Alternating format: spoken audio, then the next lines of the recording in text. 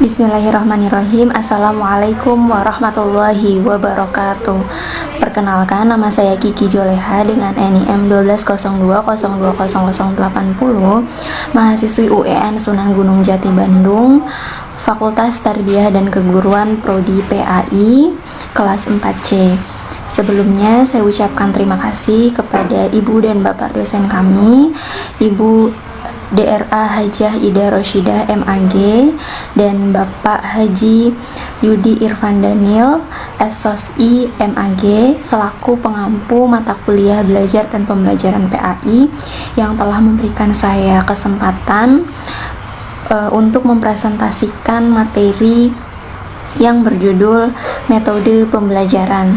Nah, pada kesempatan kali ini saya akan membahas 6 pembahasan. Yang pertama adalah pengertian metode pembelajaran, yang kedua kedudukan metode pembelajaran, yang ketiga tujuan metode pembelajaran, yang keempat prinsip metode pembelajaran, yang kelima macam-macam metode pembelajaran, dan yang terakhir keenam faktor-faktor yang mempengaruhi pemilihan metode pembelajaran. Nah, masuk ke pembahasan yang pertama adalah pengertian metode pembelajaran. Ada banyak para ahli dan tokoh yang mendefinisikan metode pembelajaran. Saya ambil contohnya 2. Yang pertama di sini adalah menurut Abdul Ghafur. Dalam proses pembelajaran, peranan metode sangat dibutuhkan sekali, yakni sebagai subsistem yang turut menghadirkan pembelajaran yang aktif, kreatif, dan memancing minat peserta didik untuk belajar secara serius. Jadi metode lebih menggambarkan pada teknik atau langkah-langkah. Yang kedua, menurut Hasbi As-Siddiqi. Menurut Hasbi As-Siddiqi, metode pembelajaran adalah seperangkat cara yang dilakukan guna mencapai tujuan tertentu dalam proses pembelajaran. Jadi, secara umum, metode pembelajaran adalah cara yang digunakan oleh guru dalam mengadakan hubungan dengan siswa pada saat kegiatan belajar mengajar. Pembahasan yang kedua yaitu tentang kedudukan metode pembelajaran. Jadi, kedudukan metode pembelajaran ini menjadi sangat penting karena dengan variasi metode pembelajaran dapat menimbulkan ketertarikan siswa dalam mengikuti proses pembelajaran, sehingga sangat penting untuk guru menguasai berbagai macam metode pembelajaran supaya pembelajaran dapat dilaksanakan dengan maksimal dan tentunya dapat memperoleh hasil atau tujuan pembelajaran yang optimal. Nah, di sini Jamarah dan Zain mengemukakan bahwa kedudukan metode pembelajaran itu ada 3. Yang pertama adalah sebagai motivasi ekstrinsik, terus yang kedua sebagai strategi pembelajaran, dan yang ketiga adalah sebagai alat untuk mencapai tujuan. Baiklah, saya jelaskan yang pertama. Yang pertama, metode pembelajaran sebagai motivasi ekstrinsik. Jadi, penggunaan metode yang tepat dan bervariasi akan dapat menjadikan itu sebagai motivasi ekstrinsik, artinya motivasi dari luar siswa untuk dia semangat belajarnya ya dalam kegiatan belajar mengajar di sekolah. Terus yang kedua, metode pembelajaran sebagai strategi pembelajaran. Jadi guru harus mempunyai strategi agar anak didik dapat belajar secara efektif dan efisien serta dapat mencapai tujuan pembelajaran yang telah ditetapkan. Salah satu langkah untuk memiliki strategi itu juga harus menguasai teknik-teknik penyajian pembelajaran atau yang biasa kita sebut metode pembelajaran. Terus yang ketiga, metode pembelajaran sebagai alat untuk mencapai tujuan. Jadi dengan memanfaatkan metode pembelajaran secara tepat dan akurat, guru akan mampu mencapai tujuan pembelajaran yang diharapkan. Jadi metode itu harus menunjang pencapaian tujuan dari pengajaran atau pembelajaran itu sendiri. Baik, kita lanjut ke pembahasan yang ketiga tentang tujuan metode pembelajaran. Ada tujuan utamanya yaitu metode pembelajaran membantu mengembangkan kemampuan siswa secara individu agar mereka mampu menyelesaikan masalahnya, terutama ya masalah dalam kegiatan pembelajaran. secara rinci dijelaskan tujuan pembelajaran yang lain, diantaranya adalah yang pertama, membantu mengembangkan kemampuan individual siswa supaya mereka dapat mengatasi permasalahan yang dihadapinya. Terus yang kedua, membantu kegiatan belajar mengajar agar pelaksanaannya dilakukan dengan cara-cara yang terbaik, efisien, dan efektif. Terus yang ketiga, memudahkan dalam menemukan, menguji, serta menyusun data yang diperlukan sebagai upaya untuk mengembangkan ilmu. Yang keempat, mempermudah proses pembelajaran dengan hasil terbaik untuk mencapai tujuan pembelajaran yang diharapkan. Terus yang kelima, mengantarkan suatu pembelajaran ke arah yang ideal secara cepat, tepat, dan sesuai dengan harapan itu tadi. Dan yang terakhir, proses pembelajaran supaya berjalan dengan suasana yang lebih menyenangkan, penuh motivasi, sehingga siswa bersemangat dan lebih mudah memahami materi pelajaran.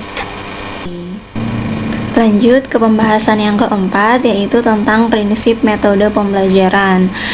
Prinsip-prinsip metode pembelajaran diantaranya adalah yang pertama, metode pembelajaran harus sesuai dengan tujuan pembelajaran yang hendak dicapai. Artinya, pemilihan dan penggunaan suatu metode pembelajaran berdasarkan tujuan yang hendak dicapai dari pembelajaran itu sendiri. Jadi, media pembelajaran itu harus mendukung tercapainya tujuan pembelajaran.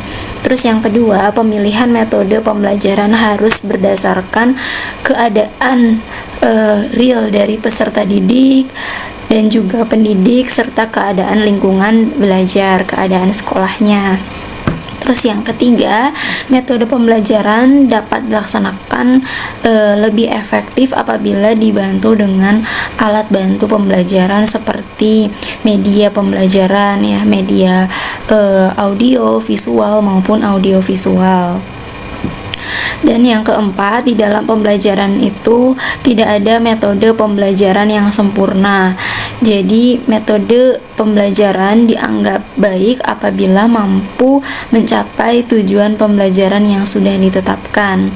Terus yang kelima, setiap metode pembelajaran itu dapat dinilai apakah metode pembelajaran itu sudah tepat ataukah belum. Nah, penilaian hasil belajar, ya, hasil belajar atau hasil dari tujuan yang hendak dicapai itu bisa menentukan seberapa efektifkah metode pembelajaran itu yang telah digunakan. Terus yang terakhir, yang keenam, penggunaan metode pembelajaran hendaknya bervariasi, ya.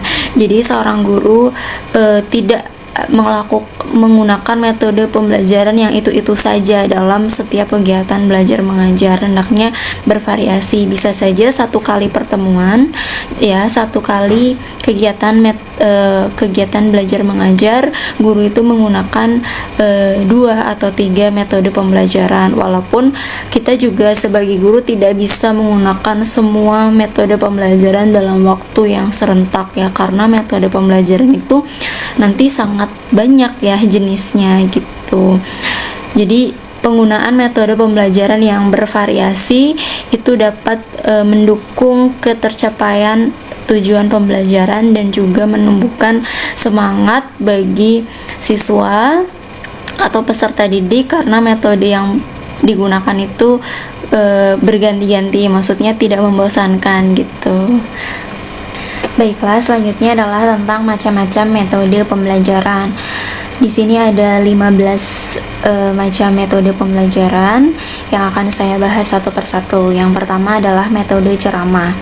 Dalam metode ceramah ini, belajar mengajar didominasi oleh guru.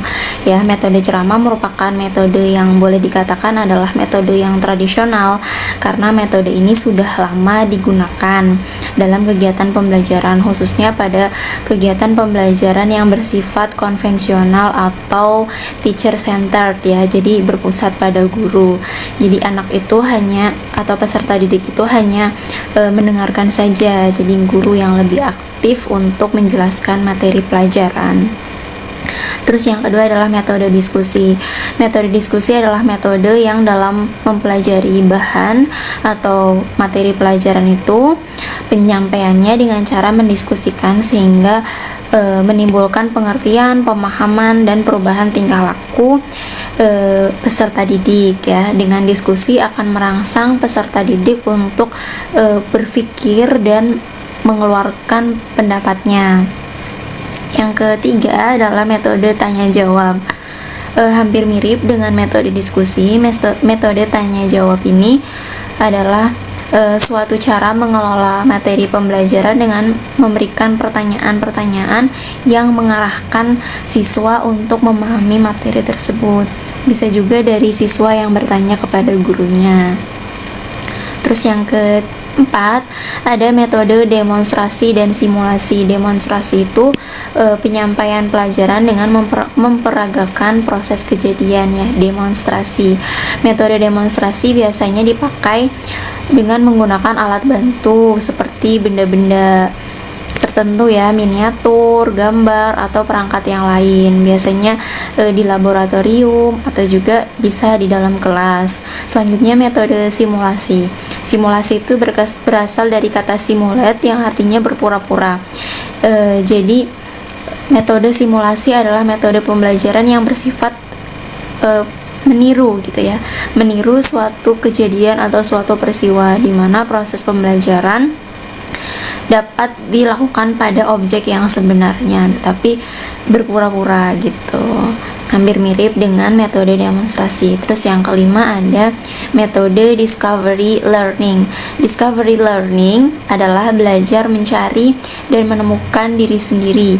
Maksudnya dalam sistem belajar mengajar, guru menyajikan pelajaran yang belum final, tetapi di sini anak didiklah yang bertugas untuk mencari dan menemukan sendiri menggunakan teknik atau pendekatan pemecahan masalah atau problem solving.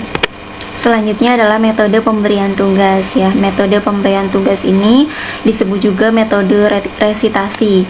Jadi adalah cara mengajar atau menyajikan materi dengan melalui penugasan siswa untuk melakukan suatu pekerjaan. Pemberian tugas ini dapat bersifat individual maupun kelompok. Terus selanjutnya yang ketujuh adalah metode eksperimen.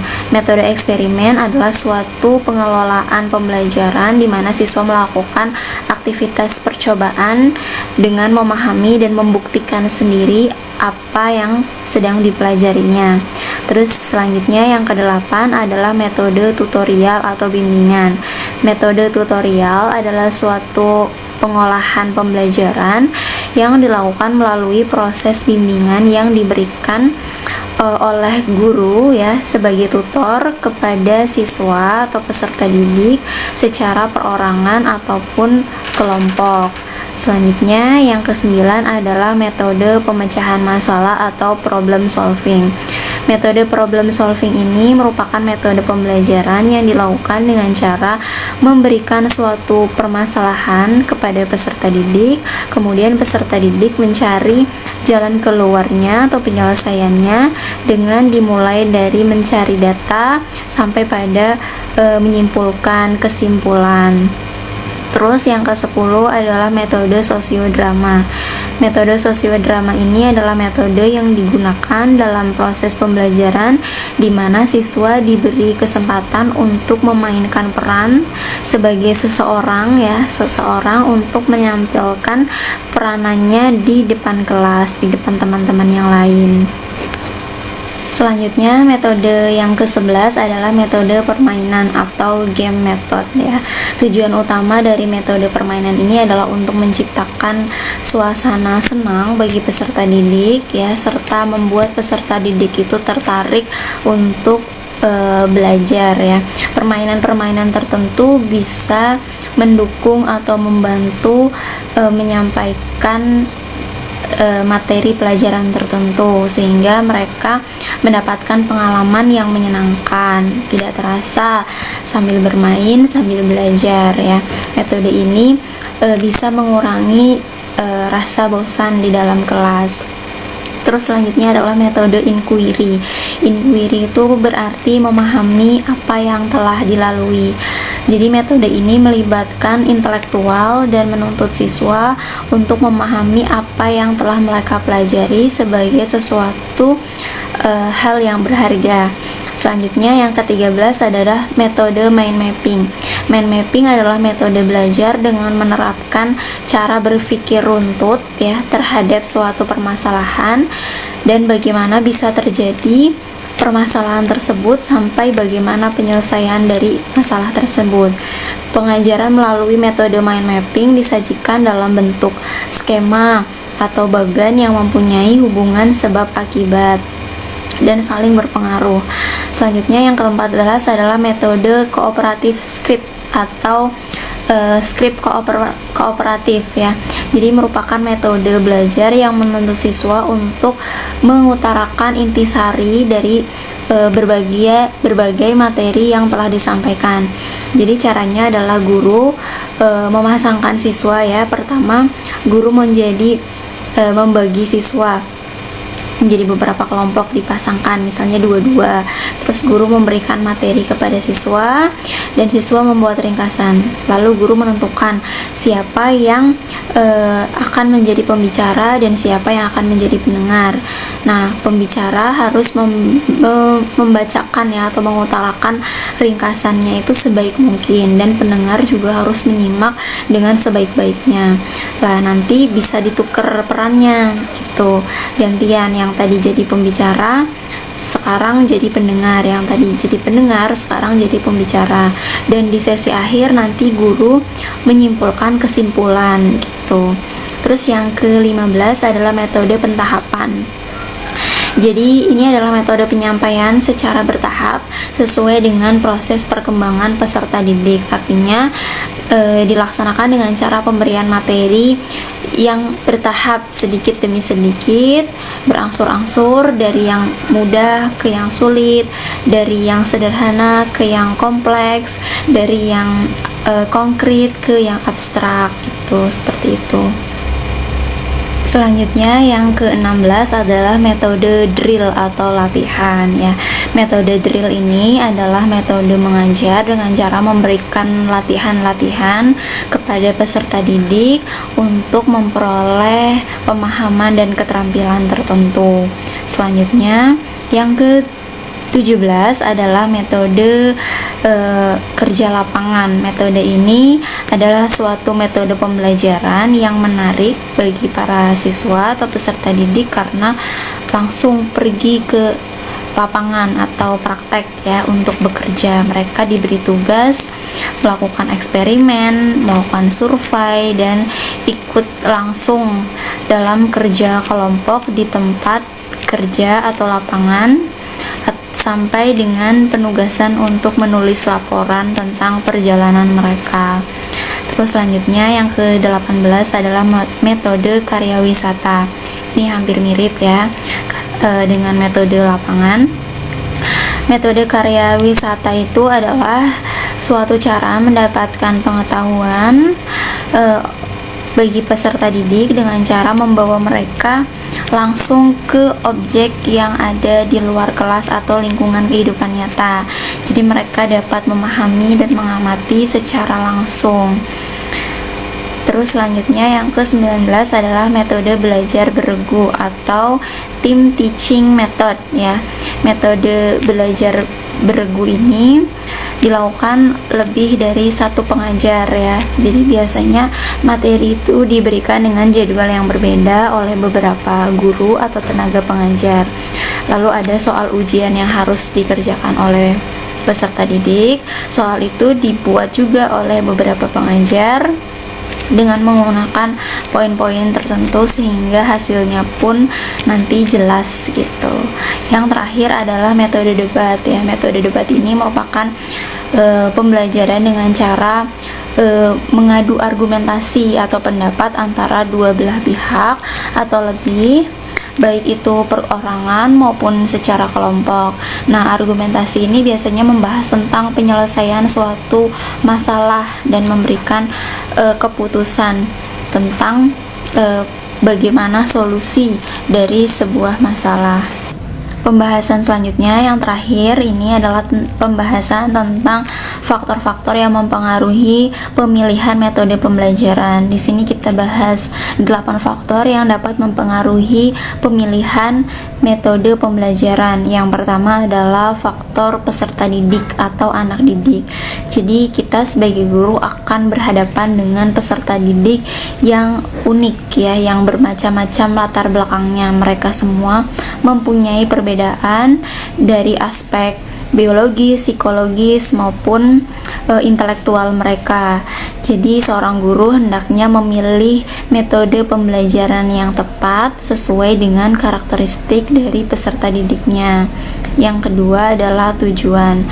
Tujuan ini merupakan sasaran yang dituju dari setiap kegiatan pembelajaran. Jadi metode belajar atau metode pembelajaran yang dipilih oleh seorang guru harus mendukung ketercapaian tujuan pembelajaran. Jadi harus selaras antara tujuan dan metode pembelajaran. Jadi metode pembelajaran itu menyesuaikan dengan tujuan pembelajaran yang hendak dicapai. Selanjutnya adalah materi pembelajaran. Materi pembelajaran itu kan mempunyai tingkat kerumitan yang berbeda, mempunyai tingkat kedalaman yang berbeda, mempunyai tingkat keluasan yang berbeda-beda. Jadi pemilihan metode pembelajaran juga harus disesuaikan dengan isi pembelajaran itu sendiri atau materi pembelajaran. Selanjutnya adalah tentang alokasi waktu. Jadi pemilihan metode pembelajaran juga harus memperhitungkan ketersediaan waktu yang ada. Jadi seorang guru itu sebelum mengajarkan pasti membuat rancangan pembelajaran. Nah, di situ guru tahu waktunya itu berapa menit. Nah, metode pembelajaran apa yang cocok digunakan dalam kurun waktu yang ada supaya tujuan pembelajaran dapat tercapai.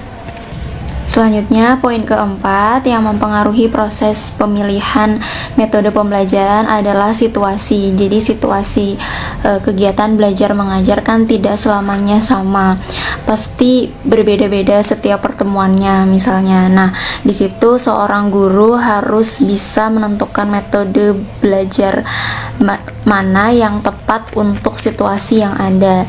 Guru juga hendaknya kreatif dalam menentukan atau menggunakan metode pembelajaran sehingga situasi kelas itu hidup ya, siswanya bersemangat, tidak membosankan. Jadi diharapkan tujuan pembelajaran itu dapat tercapai dengan baik. Selanjutnya adalah fasilitas. Fasilitas ini adalah kelengkapan yang menunjang kegiatan belajar mengajar. Lengkap atau tidaknya fasilitas di sebuah lembaga pendidikan atau sekolah sangat juga berpengaruh dalam proses pemilihan metode pembelajaran. Jadi biasanya sekolah-sekolah yang mempunyai fasilitas yang lengkap, gurunya pun akan dengan mudah mengaplikasikan berbagai macam metode pembelajaran yang ada. Terus yang selanjutnya yang terakhir adalah guru. Nah, ini merupakan faktor yang sangat penting karena bagaimanapun juga kita sebagai guru lah pemeran atau pengaplikasi dari metode pembelajaran itu sendiri. Jadi biasanya guru itu harus kompeten ya, harus menguasai metode pembelajaran yang hendak dilaksanakan. Dan biasanya seorang guru yang linier dalam arti dia merupakan lulusan dari sarjana pendidikan biasanya lebih mampu untuk mengaplikasikan berbagai macam metode pembelajaran karena memang dia menguasai hal itu gitu. Berbeda dengan guru yang mungkin bukan berasal dari sarjana pendidikan, mungkin dia harus lebih belajar lagi sebelum mengaplikasikan metode pembelajaran. Tetapi kadang-kadang juga balik lagi kepada pribadi masing-masing guru ya. Kadang kan ada misalnya sudah menjadi sarjana pendidikan tetapi belum menguasai. Ada juga yang bukan berasal dari sarjana pendidikan tapi mau belajar sehingga bisa menguasai dan menerapkan metode pembelajaran dengan baik sehingga sampai pada tujuan pembelajaran yang dikehendaki. Nah, sudah kita bahas ke-6 pembahasan yang tadi. Sekarang masuk kepada kesimpulan. Kesimpulannya adalah metode merupakan alat yang digunakan dalam pelaksanaan pendidikan. Digunakan untuk menyampaikan materi pembelajaran. Sedangkan pembelajaran itu adalah proses dalam membantu mengembangkan peserta didik agar dapat belajar dengan baik. Jadi secara khusus metode pembelajaran adalah cara atau pola khusus yang digunakan dalam memanfaatkan berbagai prinsip dasar pendidikan. Kedudukan metode pembelajaran ini sangat penting. Tadi sudah disebutkan ada 3 kedudukan metode pembelajaran. Yang pertama, sebagai motivasi ekstrinsik, yang kedua, sebagai strategi pembelajaran, dan yang ketiga, sebagai alat untuk mencapai tujuan pembelajaran. Nah, tujuan pembelajaran dari penggunaan metode pembelajaran ini adalah membantu mengembangkan kemampuan peserta didik untuk mencapai tujuan pembelajaran, dan juga membantu peserta didik menyelesaikan permasalahan yang dihadapinya, tentunya dalam kegiatan pembelajaran. Nah, selanjutnya prinsip-prinsip metode pembelajaran. Jadi metode pembelajaran senantiasa harus mempunyai tujuan dan juga harus berdasarkan pada keadaan murid dan keadaan pribadi pendidik. Metode pembelajaran juga harus sesuai dengan lingkungan belajar dan dilaksanakan lebih efektifnya lagi menggunakan media pembelajaran atau alat bantu belajar seperti penggunaan media audio, visual maupun audiovisual. Lalu, metode pembelajaran yang baik adalah metode pembelajaran yang berhasil mendukung ketercapaiannya tujuan pembelajaran. Selanjutnya, metode pembelajaran ini tadi sudah disebutkan ada 20 macam, dan dalam pemilihannya pun tidak sembarangan. Jadi harus mempertimbangkan beberapa faktor, diantaranya adalah faktor peserta didik, faktor tujuan pembelajaran yang hendak dicapai, faktor materi pembelajaran yang akan disajikan, faktor alokasi waktu, dan juga situasi dan kondisi serta fasilitas yang ada di sekolah. Dan yang terakhir, yang paling penting adalah faktor dari guru atau pengaplikasi dari metode pembelajaran itu sendiri. Nah, sekian presentasi yang dapat saya sampaikan. Mohon maaf atas segala kekurangan. Terima kasih atas segala perhatian. Wassalamualaikum warahmatullahi wabarakatuh.